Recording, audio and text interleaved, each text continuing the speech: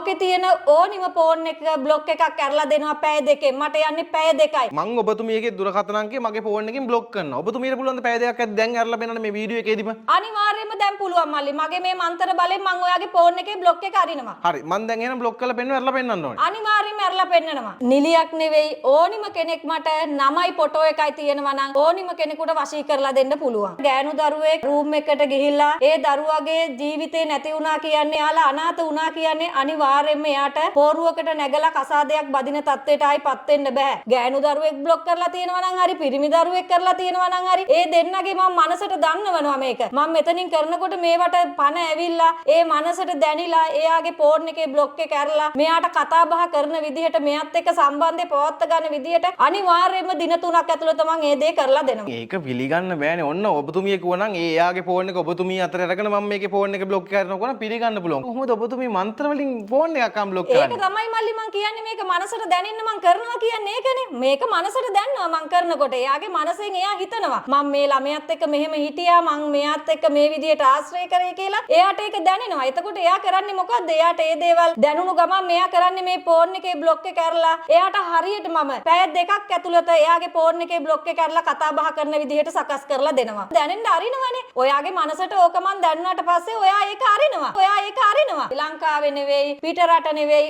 ඕනිම තැනක හිටියොත් මට වශී කරලා දෙන්න පුළුවන්. නිලියක් නෙවෙයි ඕනිම කෙනෙක් ආවොත් මට ඕනිම කෙනෙක් Taman කැමති නම් වශී කරලා දෙන්න පුළුවන්. සම්බන්ධතාවය තිබ්බත් නැතත් Tamanට අවශ්‍ය නම් ඒ වශීය මට කරලා දෙන්න පුළුවන්. මාර කතාවනේ. ඒකේ නමයි ෆොටෝ එකයි තියෙනවා නම් ඕනි කෙනෙක් වශී කරලා දෙන්න පුළුවන්. පුළුවන් මල්ලි. ඔයාට ඕන නම් ඔයාට ගෑල් ළමෙක්ගේ නම දන්නවනම් මට ඔයාට එයා වශී කරලා දෙන්න පුළුවන්. වගකීමෙන් ඔය කියන්නේ නමයි ෆොටෝ එකක් තියෙනවා නම් ඕනිම කෙනෙක් වශී කරන්න පුළුවන්. අනිවාර්යයෙන්ම මම මේ මාධ්‍යයක් ඉස්සරහා පොරොන්දු වෙලා කියනවා නම ෆොටෝ එක තියෙනවා නම් මට ඕනිම කෙනෙක් වශී කරලා දෙන්න පුළුවන්. රූම් එකට යන්න කතා කරාම එයාලා රූම් එකට ගිහිල්ලා එයාලව අසරණ කරනවා. අසරණ කරාට පස්සේ මල්ලි එයාලට ආයෙත් ලෝකයට මූණ දෙන්න බෑනේ. දෙමව්පියන්ට මූණ දෙන්න බෑ. සහෝදරයින්ට මූණ දෙන්න බෑ. ඊට පස්සේ මෙයාලා කරගන්නේ ගොඩාක් අසරණ වෙනවා. එයාලගේ ජීවිතේ පවා නැති කරන ගන්න තත්ත්වයටපත් වෙනවා. ඒ මිනිසයාගෙන් ළමෙක් හම්බෙන තත්ත්වෙට මෙයාපත් වුණා. ඒ තරමට අර මිනිසයාට ආදරය කරා. ආදරේ නිසානේ අද හැමදේම වෙන්නේ. ඒ ලංකාවේ ඉන්න දරුවට මූණ දෙන්නත් බැරි තරමට දෙමව්පියන්ටත් මූණ දෙන්නද බැරි තරමටපත් වුණා. ඒ පිරිමි ළමයා මෙයාව අතහැරලා දාලා ගියා. ඊට පස්සේ මේ දරුවා මට කතා කරා. එයාට අර ලංකාවේ ඉන්න දරුවා බදින්න බැහැනේ දැන්. එයාට අරයාගෙන්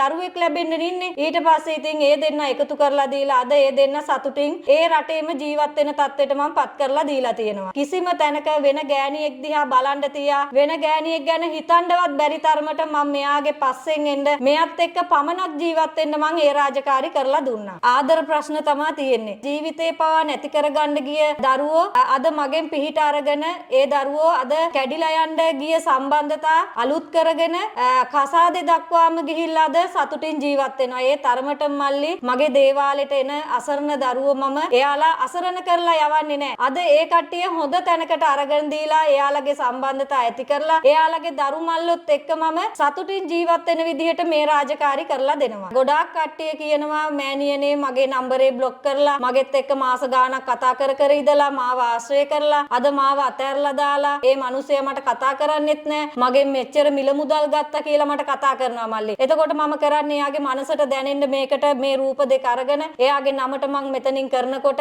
අනිවාර්යයෙන්ම එයාගේ මනසට දැනෙනවා. එයා ගියේ කොහෙද? එයාත් එක්ක හිටියේ කොහොමද? ඒ සෑම දෙයක්ම මතක් වෙලා එයාගේ ෆෝන් එකේ බ්ලොක් එක අරින තත්ත්වයට මම පත් කරලා ඒ කියන්නේ ෆෝන් එකේ බ්ලොක් එක මේ ගුරුකම් වලින් අරිනවා? අනිවාර්යයෙන්ම මන්තර දන්නවා නම් අවශ්‍ය නම් විස්තර ටික තියෙනවා නම් කරන්න බැරි දෙයක් නැහැ. සල්ලි මිල මුදල් නැත්තම් ඒ දරුවෝ හිගන්නු තත්ත්වයටපත් වෙනවා. අද ලොකු ව්‍යාපාර කරන දරුවෝ ඉඳන් බිඳුවටම වැටෙන තත්ත්වයටපත් වෙලා තියෙනවා. එයාලා හොඳ තත්ත්වෙ ඉනකොට බලාගෙන ඉන්න බැරි දරුවෝ කරන්නේ මොකද්ද? එයාලට අනවින කොඩි වින බන්ධන කරනවා. ඉතින් එයාලා වැටෙනවා. වැටුණාට පස්සේ එයාලට ආයි නැගිට ගන්න බෑ. ගෙදර 4 කොන 8 කොන ආරක්ෂා කරලා එයාලට එතන කරන්න ඕනිම ඒ දේවල් කරලා දෙනවා. මත්පැන් වලට ඇබ්බැහි වෙලා ඉන්නවා නම් මත්පැන් බොන්න නැති තත්ත්වයට මම පත් කරලා දෙනවා. තමන්ගේ මහත්තයා හරි තමන්ගේ නෝනා හරි අනියන් සම්බන්ධතාවයක් පවත්වාගෙන යනවා නම් එයාලගේ අනියන් සම්බන්ධතා නැති කරලා ඒ දෙන්නට දෙන්න හොඳට ජීවත් වෙන්න මම ඒ රාජකාරී කරලා දෙනවා මගේ දේවස්ථානෙන්. මමත් ගැහණියා මට ඕනිම දරුවෙක්ගේ කාරණාවක් කියන්න